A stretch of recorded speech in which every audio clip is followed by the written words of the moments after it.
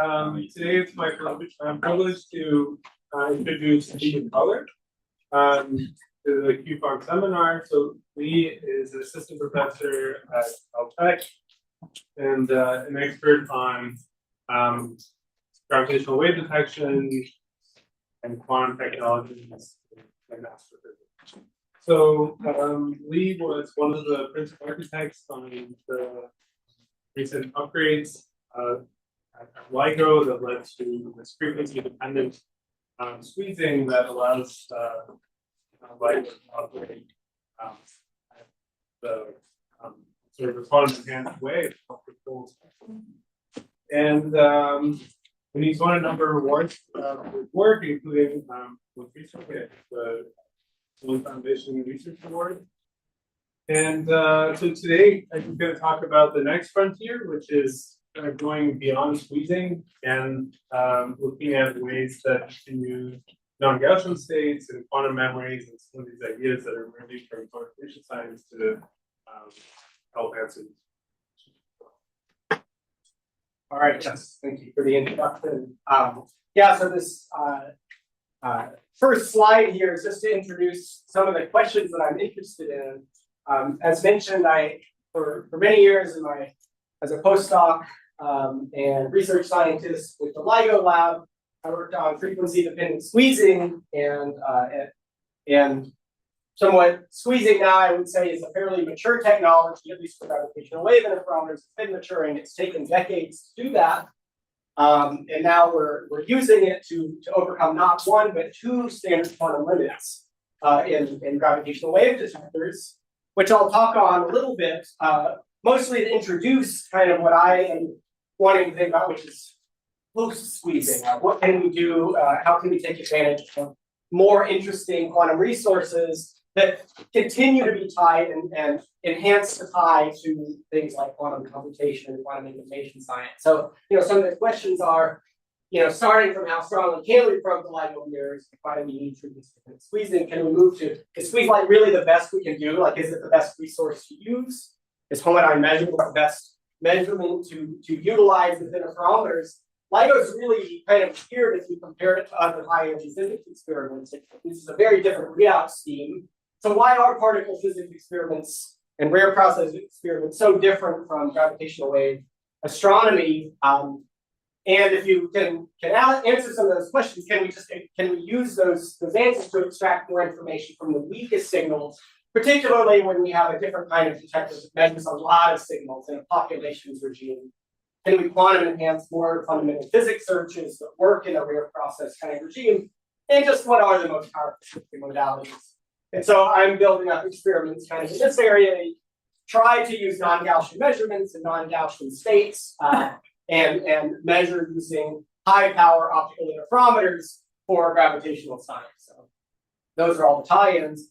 I'll basically start the talk overviewing squeezing and frequency-dependent squeezing to kind of set up the framework for talking about quantum information and kind of the metrics to say what's optimal and not optimal, and refer to kind of the experimental development in squeezing, because I think it'll have analogies to how to move forward with other technologies tied to a very specific astrophysics goal, build up the astrophysics goal around them.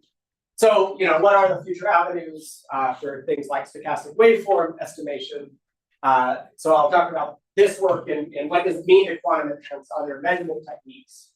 Like what's the science case? How do we bridge it into astrophysics? And then at the end, I'll talk about my experiment GQuest, which is to search for a certain kind of quantum gravity theory, but using non-Gaussian measurements, photon counting, a simple one, to meet some of the requirements. Basically, come at it from the quantum measurement side and the requirement side through two sets of experiments. So, getting into the background and the framework for gravitational waves and the astrophysics. So, basically, we use a Michelson interferometer to measure small fluctuations or perturbations in the lengths of two arms, differential displacements.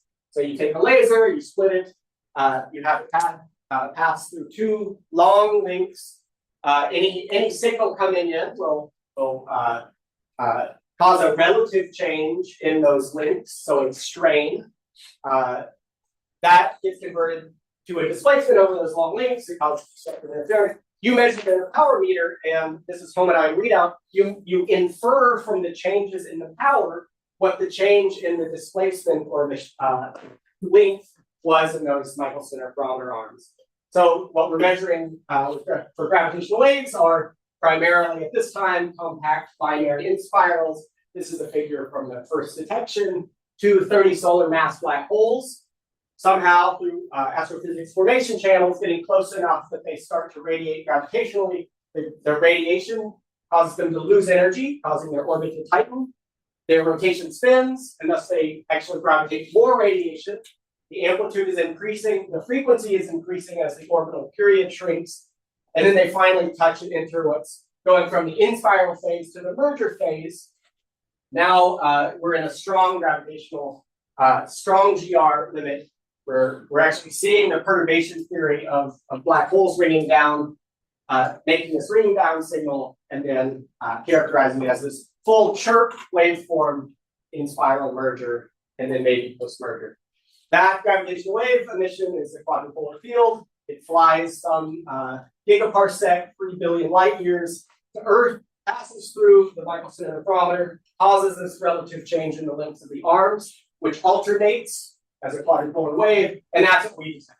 It's not a DC signal. We're not doing accuracy kind of science. We're doing precision science, where we measure kind of an AC field or a 100 hertz to kilohertz type signal.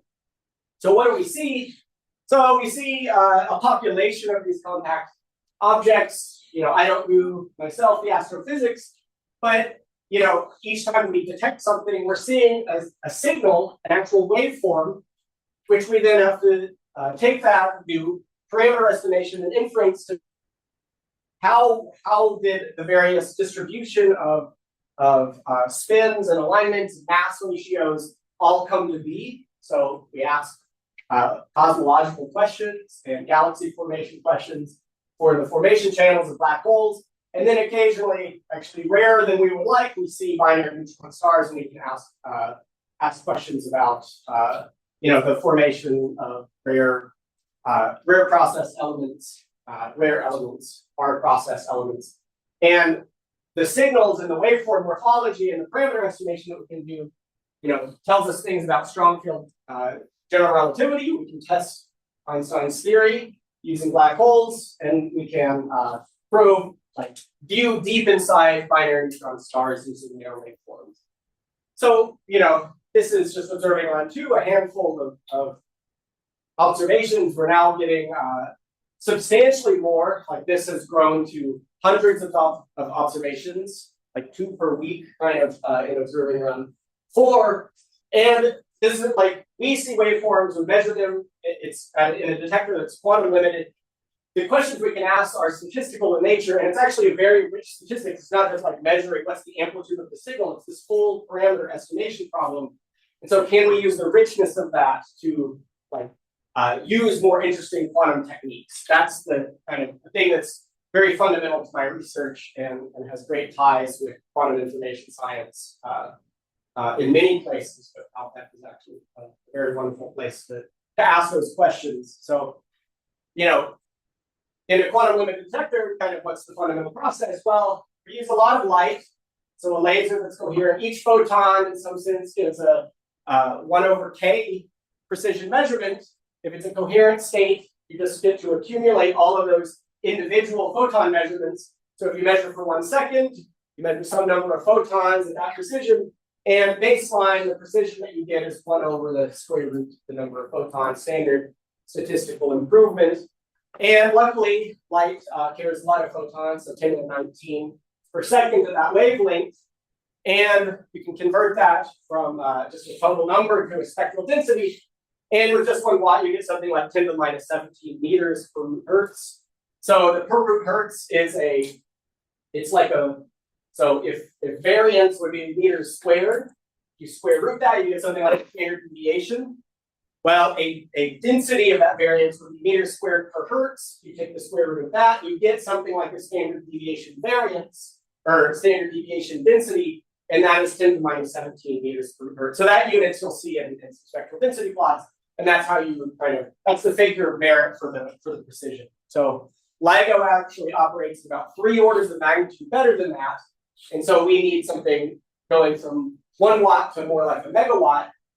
So LIGO and high power gravitational-wave interferometers use a series of cavities to enhance the laser power. We're actually only getting about 350 kilowatts right now, but the design is for 750 or 800 kilowatts. You start with an order 100 watt laser. It goes through this, a mode cleaner, and then it has 1 optical cavity to enhance the power to a few kilowatts, and then arm cavities, fabric probe cavities to get a resonant enhancement up to 100 kilowatts, hundreds of kilowatts. And those cavities also alter the signal bandwidth of the interferometer, which is a kind of doubles the enhancement, so it gives you even more sensitivity, but only at low frequencies, because now you're trading off signal bandwidth with for sensitivity at low frequencies. That actually is too much in LIGO, so we use this what's called signal recycling cavity. It's actually in extraction mode, which widens the bandwidth, because otherwise we would have too sensitive of an interferometer. And I'll mention kind of what that means in a moment. So if you take all that technology, so that's the quantum limit. You can sort of hit this. This is strain down here, or we can get a little bit better than here's 4 10 to the minus 20, because it's strain referred rather than displacement referred. So this is meters per hertz. We're kind of at the 2 10 to the minus 20 meters per hertz level. Okay, that's quantum limited. In order to make that useful, you have to make it actually at that limit, which means you have to cut out all the other noise, starting from all of the environmental displacement noise, the ground rumbling. So you start with active inertial isolation, use the world's best seismometers, or actually commercially available seismometers. Use feedback control to make this stage as low as the noise floor of those. So that's 10 to the minus 11 meters per hertz or so. Talk to Brian if you're interested in that, because that's he makes that work far better than it otherwise would. And then with that kind of baseline noise floor, you then use a quadruple suspension to get 1 over f to the 8 to take you from 10 to the minus 11 down to 10 to the minus 20 between 1 and 10 hertz, kind of roughly speaking. So that's this brown curve, is the actual environmental ground motion noise getting isolated at that level, so that you can be quantum noise limited by 10 hertz. A lot of technology there. The next thing that hits you is that you have to hold these mirrors up, and the Brownian motion, we're just at room temperature. The Brownian noise of the suspension wires, the fact that they are physical masses at room temperature holding the mirror up, they have a force fluctuation that shakes the mirror. So we use high quality materials, just use silica. They get gravitationally diluted so that these have a Q of 1 billion at 500 hertz. That's a 2-week ring down if they ever get rung up by things like earthquakes. And that creates, by the fluctuation dissipation theorem, then creates this blue noise curve for the suspension noise. So both of those are quite well isolated. The spring curve is actually coupling of Newtonian noise, like air mass is moving, and ground motion, coupling gravitationally. That's extremely difficult to isolate.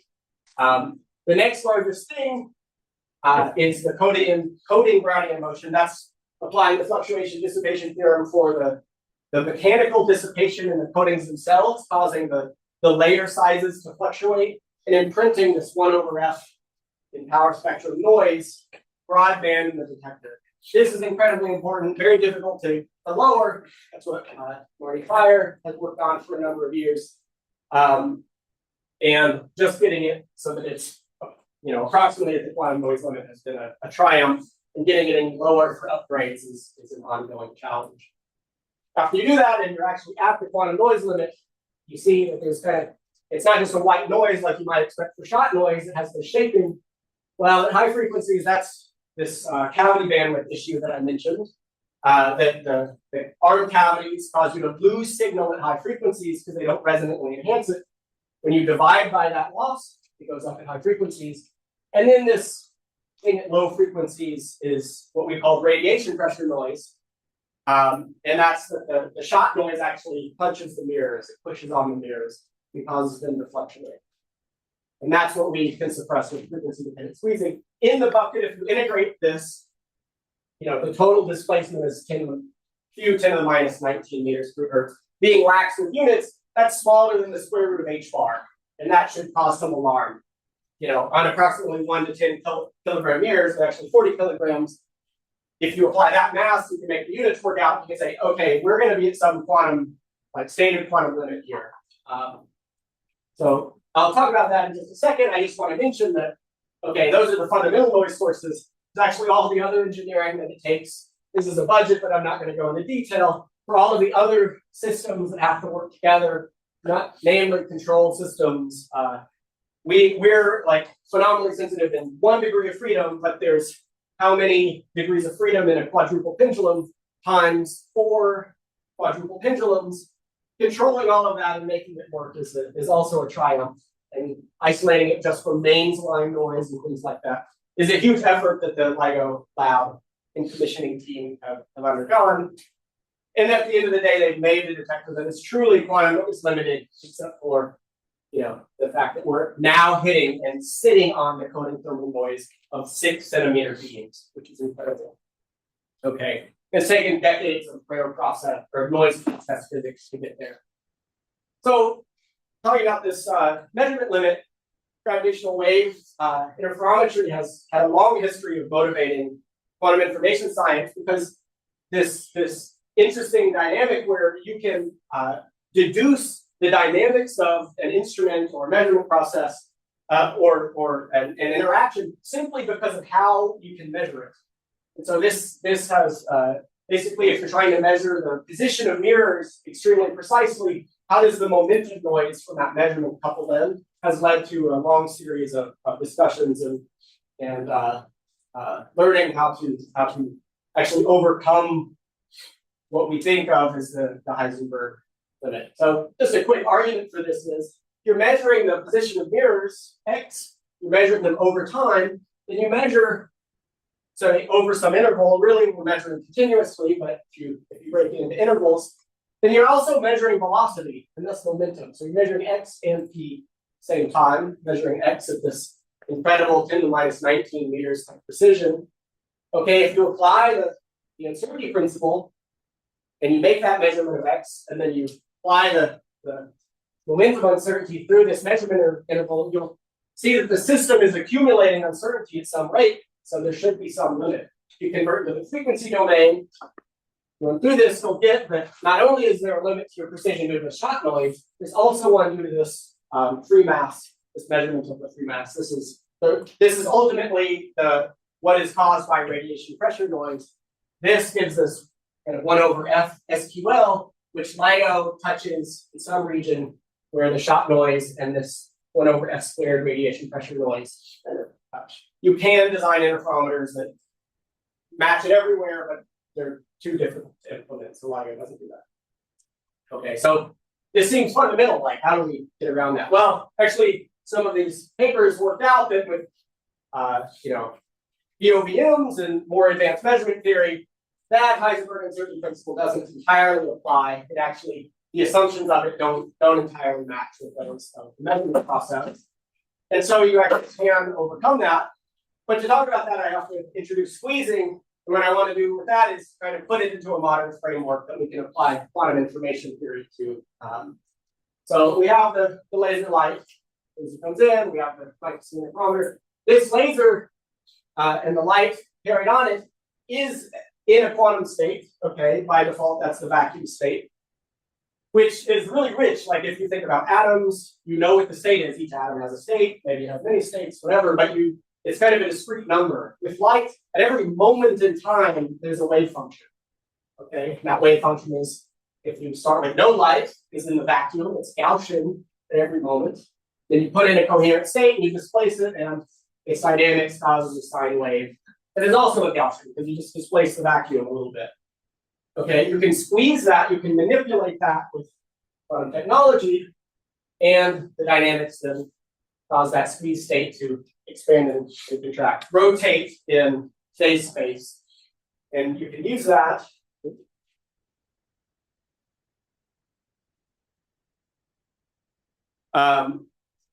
because the variance when you are squeezed is smaller than Gaussian. Okay.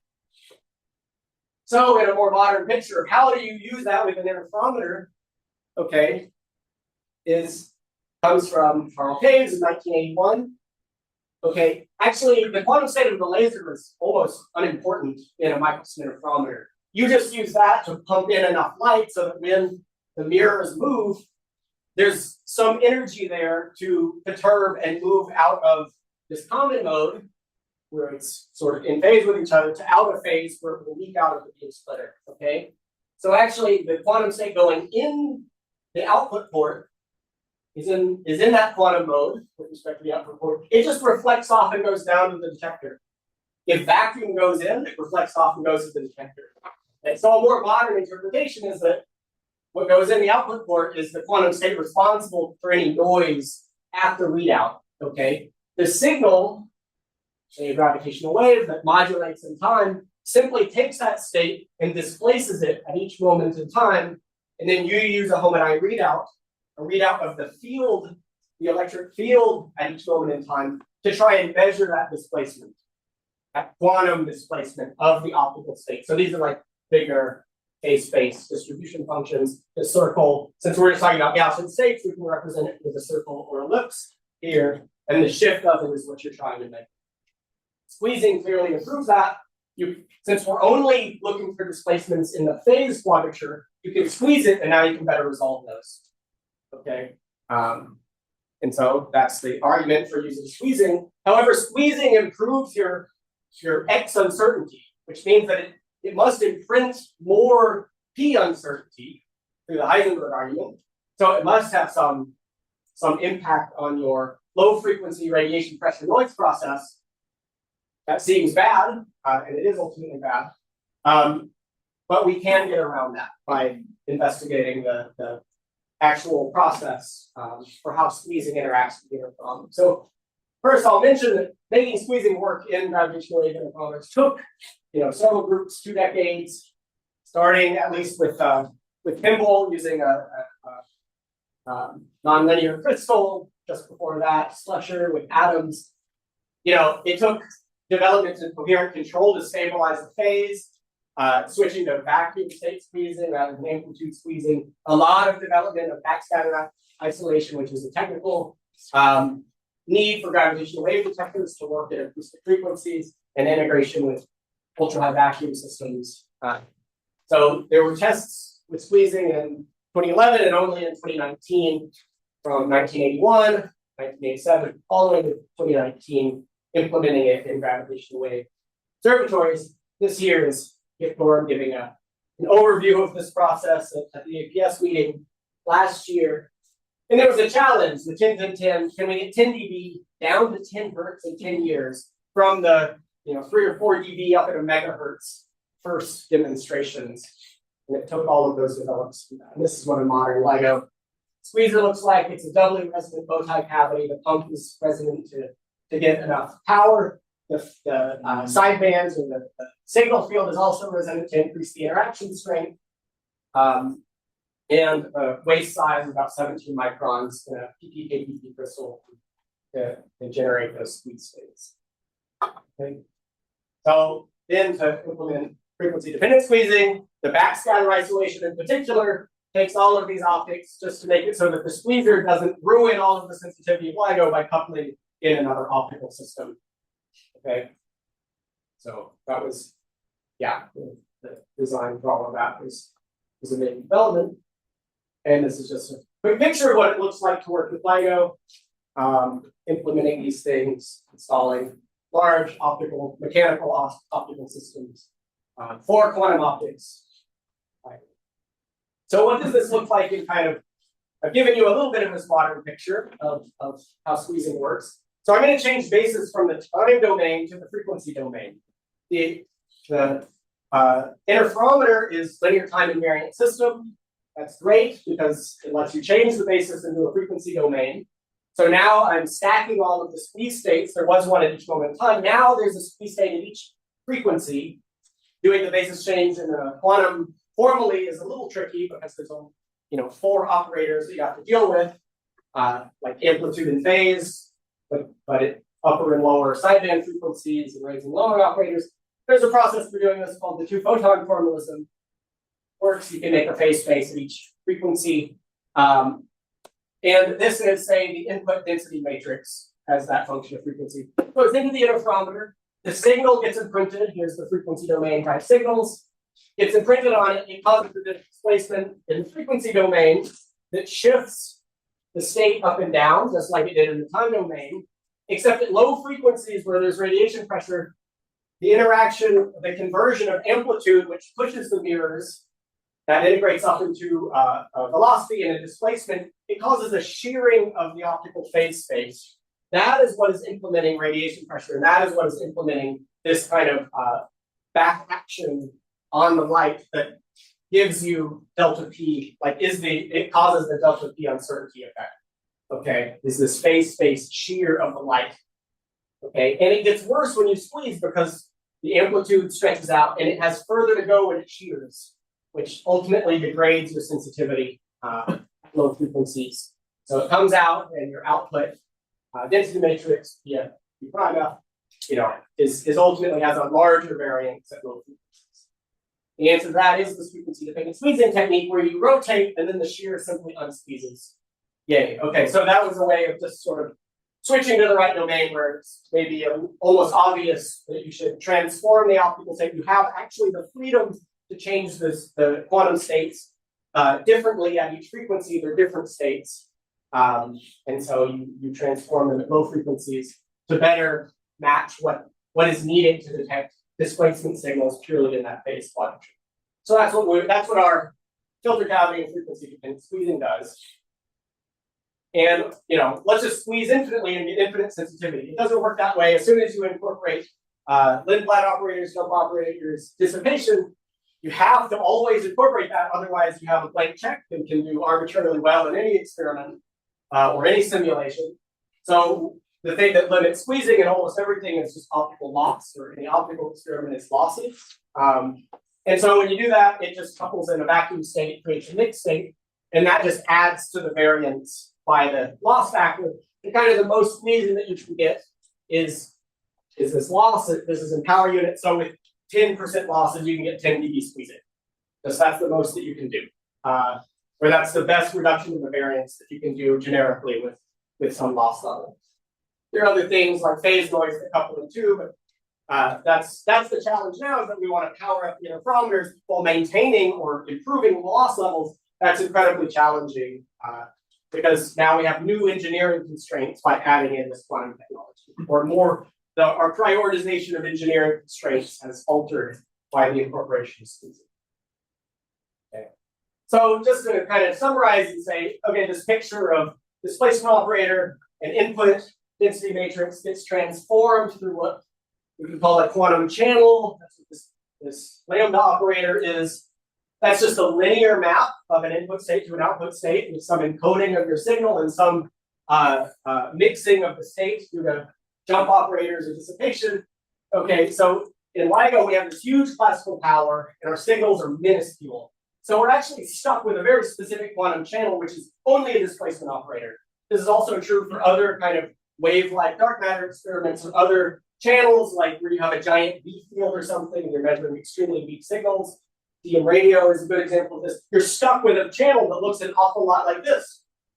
And so we should fully analyze how to work with this quantum channel, okay? And it's always a displacement. To do that, squeezing is actually kind of optimal for measuring displacements. Other non-classical states, what I mean by, okay, this should shift up, sorry. By this is that if we want to do something more fancy than having a displacement operator, we have to put non-classical states into the laser, like noon states. People analyze like noon states and interferometers, but to compete with the 10 to the 24 photons of LIGO, you would need a noon state with 10 to the 12 photons, which would be too fragile to work with. So this is just more reiteration that we're kind of stuck with these kinds of channels. Okay, we can analyze that. So it's useful to figure out or know how to use this mapping and analyze what's the optimal input state to plug in and what's the optimal measurement to project this output state, which is the goal of certain areas of quantum information science. Okay. Any questions? So, and people, of course, have done this for gravitational wave physics, through this history, analyzing it. So this was the realization that frequency-dependent squeezing was kind of optimal, even though they weren't using this more modern interpretation of quantum channels. That's essentially what you get.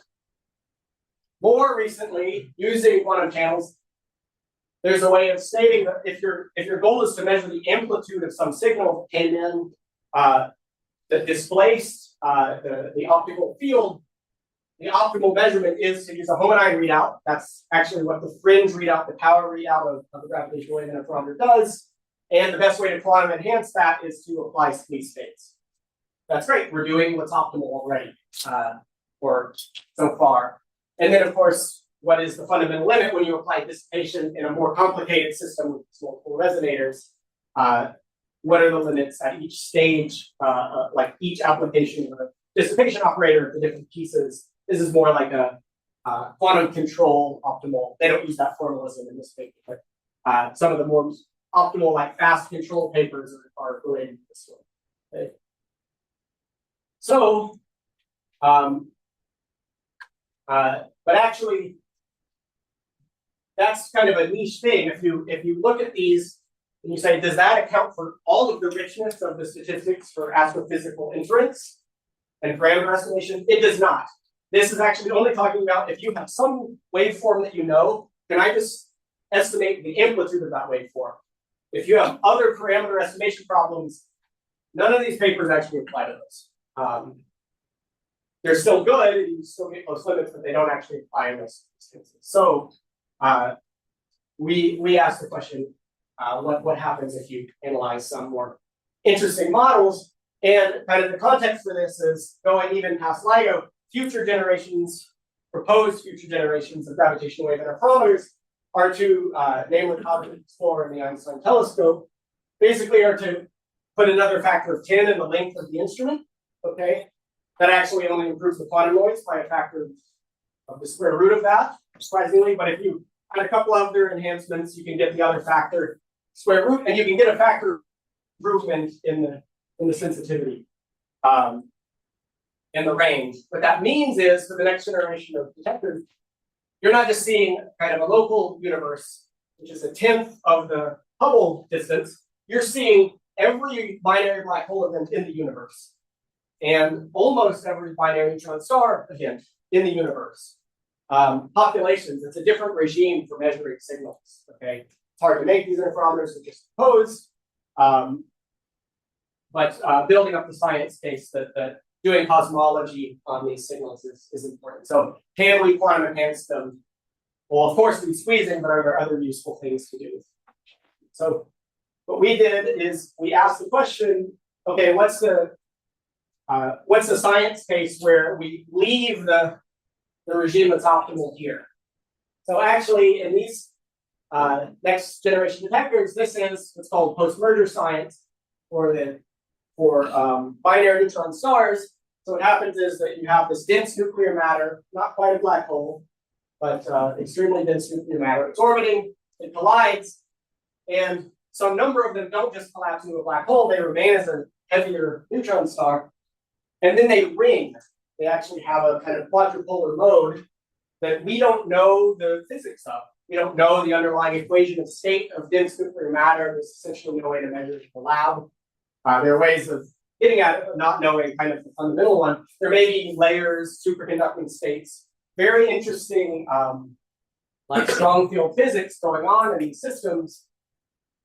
And they create this rich variety of waveforms that ring at the end. The challenge is that these kind of Lorentzian ring down waveforms that are up at 1 to 3 kilohertz, they look big on this plot, but they're actually incredibly weak. And they're up at high frequencies where we both aren't optimizing gravitational wave interferometers, and we actually can't optimize them very much. We would like to measure these. This is a very interesting and rich kind of field of astrophysics and strong field nuclear physics to look at. But essentially, these events have turned out too rare that will basically never see one with enough SNR to see this with a LIGO detector. May happen if it's nearer than 30 megaparsecs, but that's like a 1 in 100 years kind of thing. But we'll see actually a handful of these with Cosmic Explorer because the horizon extends that factor for getting an SNR. But this signal here is really interesting. Like, can we ever estimate the phase of this thing, of this Lorentzian window? That seems incredibly challenging. We don't know exactly when it starts. The phase depends on physics that we don't know, magnetic fields. Maybe even if we knew all the physics, there would be things like the magnetic fields that just like cause phase shifts that we can't estimate well enough. I'm going to assert that we can't measure the phase of the signal. That actually causes a statistical difficulty in the estimation problem. And it basically makes the signal stochastic in nature, where you aren't measuring, you're trying to measure is there any signal power in the Lorentzian, not is there any amplitude. It's a very subtle distinction that comes about from that phase uncertainty. So let's analyze the statistical question of stochastic waveform estimation in the quantum channel that we have. That's the question that we asked in this work. Now it is Revex quantum.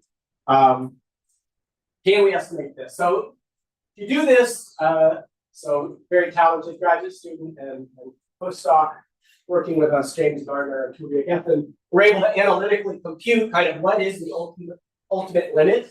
Actually, the ultimate limit is from squeeze states with a perfect ancilla here.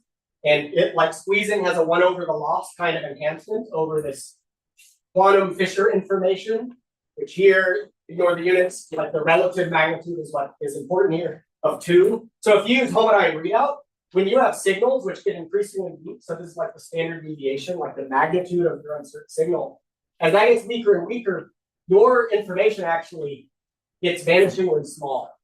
Okay, but if you switch your measurement technique not to using a Hohenheim readout, but just counting the power, like you're trying to measure the photon power, like use a power type measurement, the information stays constant. So you can actually much better measure vanishingly weak or very weak signals here.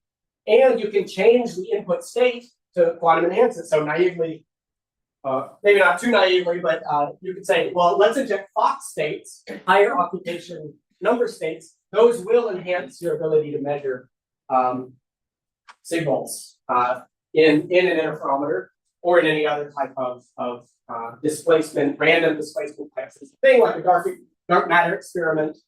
About the same time we have this result, there's work. I believe Dave Schuster was involved with to do this with Fox states, to show this with Fox states. And what we show is that you can actually go a little bit above that if you use more exotic states. In this case, they were able to saturate this using GKP-like states, and then more recent work is showing that like cat states using cat Fox states can also kind of saturate this limit. So, and this limit is basically this assumed 10% losses, so we can go a factor of 10 higher in this information. Can you describe what precisely the measurement scheme is here? This is where you're starting with some input state. It goes through your quantum channel, and the encoding is like a random displacement. A random displacement with some standard deviation on how far it displaces. So from shot to shot, it gets displaced, but it's not, on average, it gets displaced 0. But shot to shot, that displacement has this standard deviation. Yeah. Does that answer the question? And then so the 2-mode squeezing would also. 2-mode squeezing is optimal, but only if you have a perfect ancilla. So what's interesting is that when you have an imperfect ancilla, here, it basically stays at this top limit until you hit the loss limit of your ancilla, and then it degrades again. Okay, so which can be very good if you have a really good ancilla. But my assumption is that you may not in some cases. And for vanishingly small signals, like what GQuest is measuring in particular, which this number is down at 10 to minus 7, you'll always be in the regime where you're like vanishingly smaller than even a photon counting or Fox state against it. And so for the Fox state one, you're sending the Fox state to the random displacement channel? Yes. And then what are you doing? Just measuring number. n+1. If you send an n, you measure n+1, which can only happen if something randomly displaces. Okay, we also analyze what happens when there's a classical noise contribution. When you have classical noises, this also generically disappears. So really, your ancilla only has to have a loss smaller than the classical noise limit of your detector, which is actually much better. That's a good regime to know. If your ancilla loss is lower than your classical noise in this unitless relative to vacuum kind of form, then that's good. Yeah. So the Fisher information remains high, but the chance of detection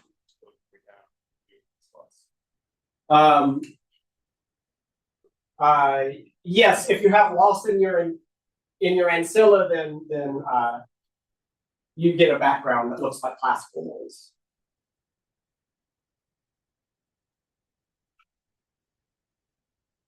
And so this, in kind of an energy limit state, this is how they were able to show using AP-like states that can trick the bound as you go to higher and higher energy. I don't want to, that's a little bit. So if you apply this to next generation gravitational wave detectors and you take the quantum information metrics there, translate them into what we know of as a power spectral density. So this purple curve is the quantum noise, squeezed quantum noise of a cosmic explorer type detector. Appearing dashed is if you don't have the 6 to 10 dB of squeezing that's assumed for those next generation detectors, okay? And then, so this is actually what's useful for the quantum noise limit or plugging into those formulas. The classical noise is down here. That's basically coding thermal noise, which goes as 1 over F. And in those detectors, it's incredibly subdominant because it has a very favorable scaling with the long length of the detectors. Basically, you get a Fisher information equivalent power spectrum that's at the geometric mean of these two things. And this is like a factor of 3 better than even the best squeezing that you can achieve. And if you quantum enhance it, you can get a factor of 5 or something.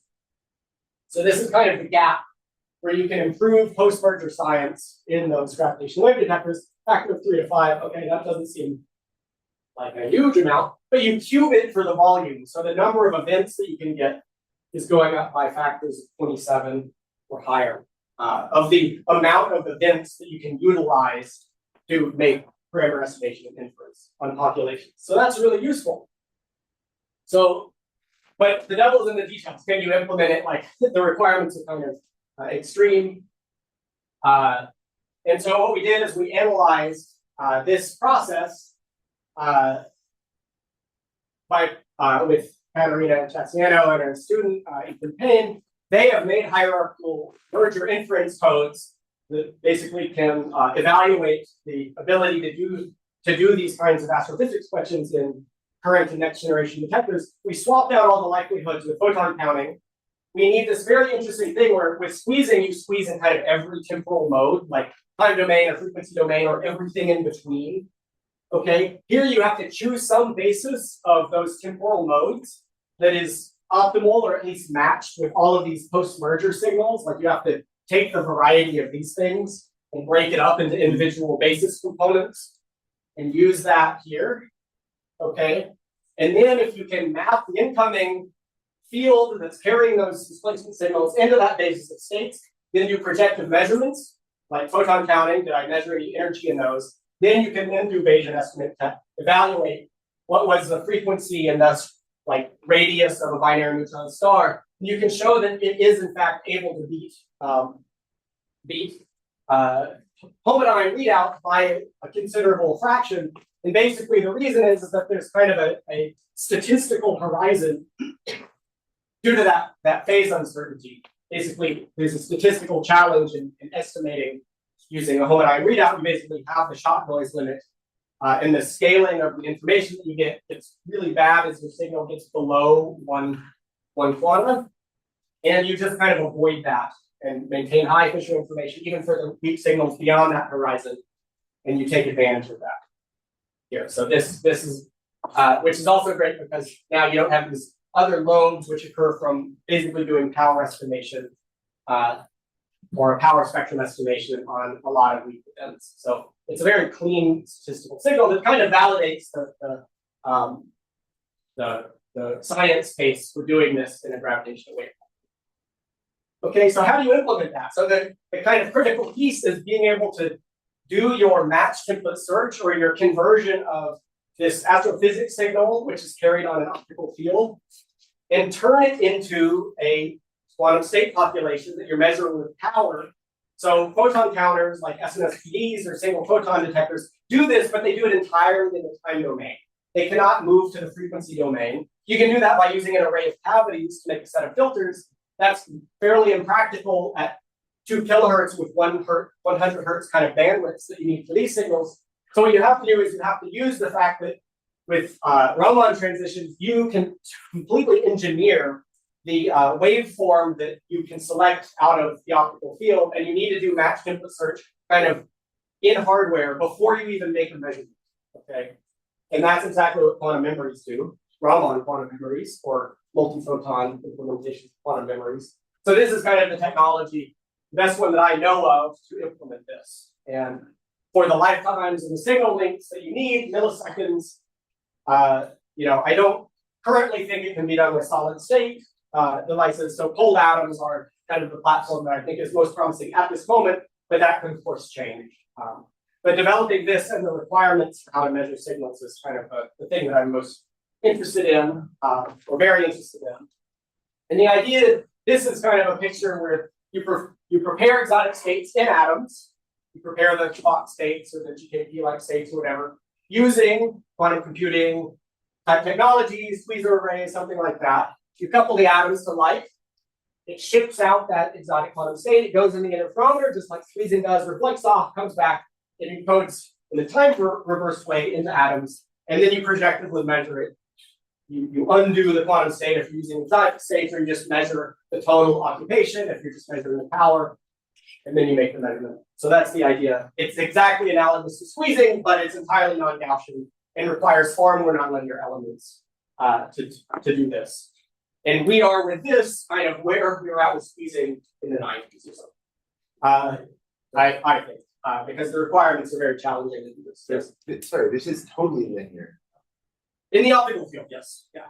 LTI. It's just that the states and the measurement is now nonlinear. So it's still a quantum channel. It's not nearly as complex as, it's not requiring quantum computation. This is kind of a different thing than quantum computation enhanced sensing. There may be a space for that with this. Right, but your initial optical state is not squeezed, or is it squeezed? It's not squeezed. It's not squeezed. In fact, squeezing is explicitly back here. You either want it vacuum or you want it something non-Gaussian. You can provably say squeezing is not the correct thing to do here, because it basically creates vacuum counts. So the way I should understand this is you're bouncing sequentially off of cavities with different filters with different time. Would that be an implementation using a series of cavities to measure each of the templates or modes? Or you could my dream. Or you could sample in time and then do a quantum Fourier transform. Okay, there's many ways to do this. Let's go. Sorry. There's more than one way to do this, but the requirements are kind of extreme, because there's probably like at least a milliwatt of light coming out at 0 hertz. You're measuring at 2 kilohertz. Milliwatt of light is 10 to the 16 photons per second that you need to isolate. So the requirements for filtering, there are many experiments that have to approach that, but you have to do that with such a crazily, you don't have much frequency space to do that with. Okay, right? So now you're like, oh, I'm not so sure about this. And that's why I say now I'm sure it's bad. Yeah, it's hard. So that's what we're trying to analyze. I don't think you can get 150 to 200 dB of isolation, but I do think you can get 90s or something with atoms. But doing that at the wavelength of choice and everything else, we're a ways away from that. But that's why it's interesting, because I think you can fundamentally improve astrophysics with this. So, and this is, basically using quantum internet, quantum memory technology, but as a state emission and readout type measurement. Hardware similar is needed for quantum columns, but it's in a way alternate regime where you need really long coherence times and really low background count rates and things like that. So it's pushing in a very alternate regime to what other experiments and demonstrations do. So we're building up this slowly at CalTech, just using rubidium, quantum memories. We're going to try and demonstrate this in regimes which have been largely proven, just trying to get high cooperativity, but we're going to push on the low background count rate and the long coherence time type needs for this to show that at least those can be met, and then start pushing on the various other requirements. And basically the idea is you pull atoms, you transport them with some sort of lattice into a vertex where you have small beam sizes and cavities to get high cooperativity. You're not trying to do this with single atoms. Clouds are good, so you can get cooperativity enhancements with the clouds, which actually cooperativity also suppresses backgrounds, which is good. So we're building up an experiment to approach this.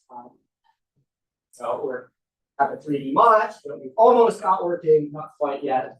We're going to test a lattice, transport lattice, and then we're adding in a science chamber across the cavities and get control line. It's kind of our initial experiments, just doing it rubidium because my background is more in optics than atoms, and so I want to start in well-trodden ground and pushing regimes that simply haven't been explored yet.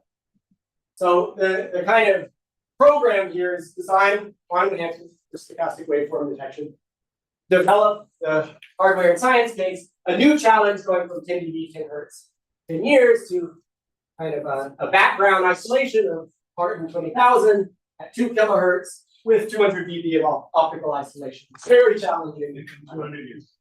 Yeah, 200 year frame. So. And then can we can't meet all of those at once. Okay, we don't know how to do that. But like SSPDs do a lot of these things. They just can't do it in temporal modes, right? Okay, so it's like physics will let you do this. It's just whether or not we can make a technology to do this.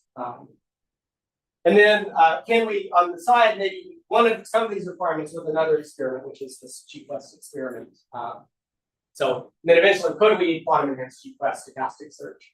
So I'll mention briefly, because I don't have too much time, our G-Quest experiment is grabbing from the quantum entanglement of space-time. It's a high power, aiming for 10 kilowatt centimeter interferometer, but it's to not use a homodion readout. So the change, really, I've used all this fancy language, but really what we're doing is we're just doing spectroscopy. We're just doing it on space-time rather than like on the vibrational states of atoms or something. Okay, so high power interferometer, it emits a stochastic signal. We have a series of filters that suppress 150 to 200 dB, depending on our configuration, and we're demonstrating or doing full-scale experiment to read a signal at 3 times 10 to the minus 22 meters per hertz. So like actually quite competing with LIGO in terms of its displacement sensitivity, much better than LIGO. And it should only take 1 hour to measure that sensitivity limit. Using this is sort of the layout of the lab. We can make an L. We just have this piece right now. We're not going to make the interferometers long until we demonstrate the readout. Wait, you're saying it's 7 meters, it'll have the sensitivity of LIGO? Yes, for stochastic signals. That's the piece. For long signals. For random signals. Yeah. So LIGO has a better displacement noise floor. Our displacement noise floor is 5 10 to the minus 19, not 10 to the minus 20. But because we're measuring stochastic signals and they have a statistical penalty, we can just blast past that. And mostly, well, I can't show it yet, but in a few slides, we've engineered all the classical noise backgrounds to be low enough that we can actually hit that displacement noise. Okay, and it helps that our signal is at 15 megahertz. Helps a lot for that. So that's kind of the design of this thing. So what we're looking for with this is this quantum gravity theory that theorist at CalTech, Catherine Zurich, has been developing. She is starting from very like first principles calculations in gravity. Basically, the idea is that if gravity is entropic in nature, then there should be some fluctuation in it. Okay, due to that entanglement entropy, if she has a number of computations of the RMS noise, like the total RMS of that, but then converting it into a spectral density is challenging. She has developed an effective field theory, maybe a phenomenological theory, that can treat that as a treat the field as a fluctuating scalar field that causes an isotropic fluctuation in the metric, you can work through the computations of two-point correlators due to that field and the thermal occupation, and you can get what the spectral density is in a microscopic interferometer. Okay. There's some issues with that. It's not currently tied to her fundamental theory yet, but we can at least develop an experiment around this because there's a lot of signatures that this is the unique way that the fundamental theory will have to manifest in an experiment. Okay. So that's what we're searching for. And in a 7 meter long interferometer, it's a few 10 to the minus 23, and it's kind of nominal scaling. So the idea is let's view this as a particle detector. That small scale, you multiply it by the power level in the interferometer, that creates signal side bands, upward, lower, kind of 10 to the minus 7 occupation. So if you have quanta of occupation, you can convert that into quanta per second per hertz. Naturally, that's 10 to the minus 7 photons per second hertz over the 10 megahertz bandwidth. That's 1 photon per second coming out through that signal. You should be able to measure this in 1 second, okay, if you had no backgrounds. So shot noise is not so fundamental. It's very obvious when you think about it spectroscopically. The shot noise is not a fundamental limit when you're measuring stochastic limit. There is shot noise on the signal itself. There is a quantum limit. It's just not the one that you typically think of when you're measuring amplitude, like type signals, and you're measuring stochastic signals. So we actually developed this first and this channel theory second, temporally. And then to actually build an experiment, you have to engineer the whole thing. Basically, all of those noise terms in LIGO, we had to move out of the quasi-static limit and deal with the fact that our mirrors have bulk acoustic modes in them, develop a noise theory, and we have to use thin silicon mirrors because it has a high speed of sound, figure out that there's S-wave and P-wave type modes in it, and then we can use good coatings and we can get a classical noise limit. Actually, it's not below the signal, unfortunately, in this interferometer, but we can get these buckets where if we can dig down into them, we're close enough that we can actually make an incredibly precise experiment with them and measure the signal within a few hours. There is this kind of fundamental background, but because the signal should be coherent in two interferometers, you can do tricks to like independently measure the background from the signal, which is the trick you don't normally get in the process physics. So you can try to estimate it well and not be limited by the kind of systematic backgrounds of the classical noise. Okay, so that took a lot of development and is actually going to be useful for Cosmic Explorer because it also has bulk modes close to its measurement regime. Like we need to use theory that is out of the quasi-static regime to do this. So we're pushing on that a little bit with our G-Plus experiment. And so where we're at, we have 3 optical cavities, we have an interferometer, we almost have a cavity to filter out all of the spontaneous amplified spontaneous emission noise from the laser. The ultimate experiment takes 6 optical cavities in series. Right now, we're starting with 4 to demonstrate it at 150 dB, and trying to show that. Oh, yeah, sorry, I lost track of the time. I'll leave on this. Oh, Here, I'll stand on the other side. yeah. Okay. In a couple of months, our SNSPD should come online, and we're hoping to just show that we can measure stochastic signals better than the equivalent of 10 dB of squeezing. Our cavities are finally getting a noise floor that is stable 3 kilohertz on their 20 kilohertz line width. That's about 10 picometers, even though they're in air.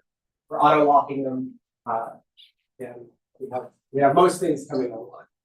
So in addition to this, I'll just mention we're also studying modern control for LIGO related to what Brian Lance is doing for low frequency signals of LIGO, and we've come up with some schemes for better enhancing gravitational-wave detectors by putting amplifier squeezers inside of the optical cavities, and we hope we can move between LIGO here and this kind of proposed but very optimistic internally squeezed interferometer that can actually approach Cosmic Explorer at high frequencies. This is very preliminary, but we hope to have the scheme and how it works and why it's not as crazy as that sounds outstream. All that. I'll just kind of reiterate, I think the richness of the quantum information gives us more opportunities to use things other than just squeeze into fundamental physics, particularly stochastic signals, which are very common in physics, particularly for haloscopes, dark matter is naturally thermal and stochastic. It's useful to fully analyze kind of how quantum channels work to appreciate more techniques to quantum enhancement. So it's kind of runs the gamut of what we're trying to do.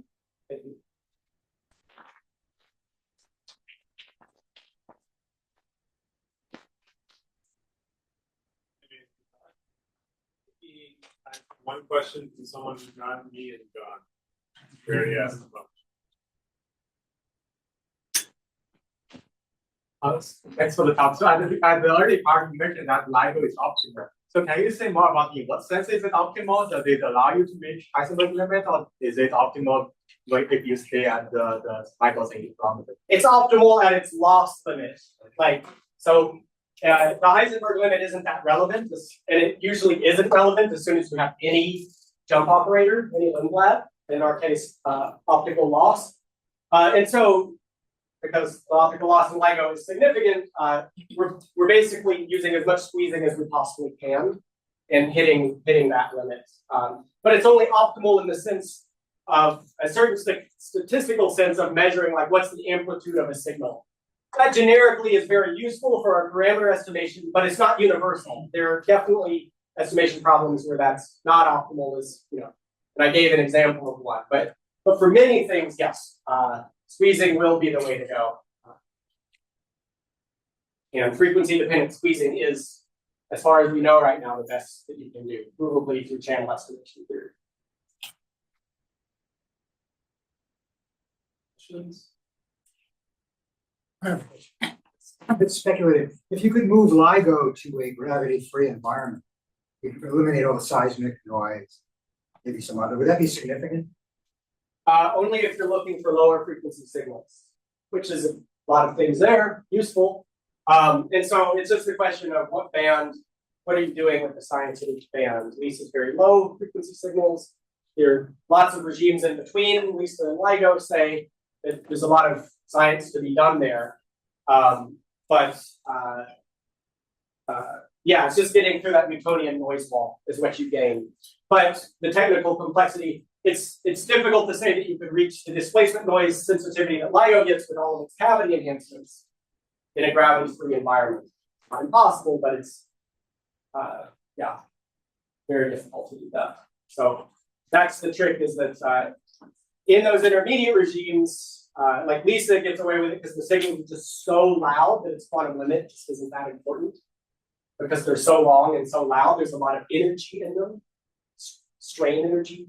And so in those intermediate regimes, you need more quantum enhancement type tricks like cavities, because the signals aren't as loud as LISA, but they are louder than LIGO, and it's just sort of where do you strike the balance there?